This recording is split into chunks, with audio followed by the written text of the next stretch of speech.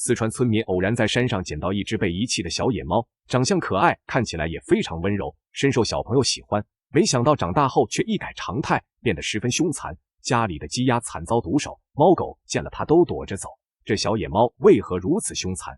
时间回到2009年，四川一个偏僻的小村庄内，村民张汝怀刚从山上干农活回来，怀里看起来鼓鼓囊囊的，村民们都以为他在山上捡到了什么宝贝，一看才知道原来只是一只小奶猫。这小奶猫长得格外漂亮，村民们跟着张汝怀回了家。张汝怀回忆道，那时正带着农具准备下山，路过一个草丛的时候，听到草丛中传来细微的叫声，当时他以为是有人把小婴儿遗弃在这里，他赶紧上前扒开草丛，看到是一只小野猫，便放心了不少。这只小野猫看起来应该刚出生不久，眼睛都没有睁开，这么小的小奶猫身边应该会有母猫照顾。张汝怀特意在原地等了会儿，直到天都快黑了，母猫也没有出现，张汝怀才小心翼翼地将这小奶猫抱进怀里带回了家。这小奶猫像是饿坏了，他拿出小孙子用不上的奶瓶，给小奶猫泡上了奶粉，一天3次的给它喂奶，还给它找了个小木箱子做窝，铺上毯子和枕头，把小奶猫当孩子一样养。这只小猫长相可爱又十分亲人，村子里的小孩子都喜欢和它玩。不过随着小奶猫一天天长大，村民们便发现了端倪。这只小奶猫的长相不同寻常，它身上的花纹十分奇怪，有很多黑色的斑点和条纹，村民们也发现了它的不同寻常。当初张汝怀从山上捡到这只小奶猫的时候，也注意到了它的长相和普通小猫确实有点不一样，但当时以为野猫和家猫有点区别也正常，只是小野猫越长越大，身上的异常就更加明显。它的耳朵比普通的猫要大，尾巴又粗又长，张汝怀怀疑这不是小野猫，而是豹子。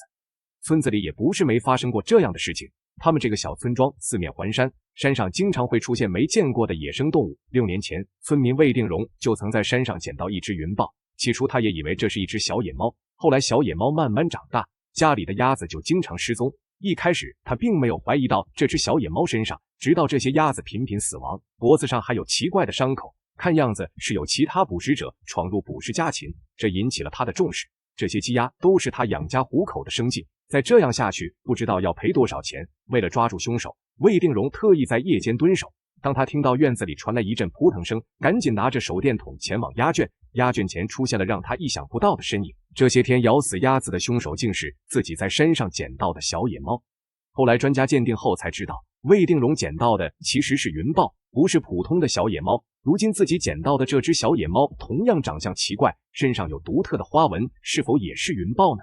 这只小野猫一看就不简单，从长相上看就不同寻常。后来发生的事更是让张汝怀心惊胆战，察觉到自己捡到的小野猫可能是云豹之后，张汝怀就格外注意它的一举一动。自己和老伴虽然经常在集市上给它买生肉吃，但他还是经常追在鸭子身后。短短几天时间，张汝怀家就损失了20多只鸭子，5只公鸡，就连家里的小猫小狗见了他都绕道走。张汝怀心想，这可能真是豹子，要是这样就危险了。村子里的小孩喜欢围在他身边打转，万一伤到了村民，那可就得不偿失了。